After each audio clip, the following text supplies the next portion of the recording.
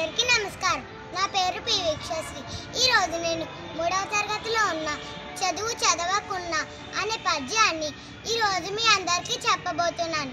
ఈ పద్యం చెప్పబోయే ముందు మా ఛానల్ని లైక్ చేసి సబ్స్క్రైబ్ చేసుకోండి. చదువు చదవకున్న సౌఖ్యంబునుండదు, చదువు చదివినేని సరసుడగును. చదువు మర్మమేదిని చదివిన చదువురా, విశ్వదాభిరామ వినురవేమ.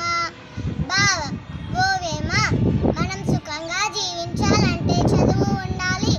చదువు ఉన్నవాడే అన్నిటినీ చక్కగా గ్రహించగలుగుతాడు. అందుకే చదువు సారం తెలుసుకొని చదవడమే నిజమైన చదువు. అందరికీ ధన్యవాదాలు. నా ఛానల్ లైక్ చేసి సబ్స్క్రైబ్ చేసుకోండి ప్లీజ్ ఫ్రెండ్స్. ఈ పద్యం కనుక మీకు నచ్చితే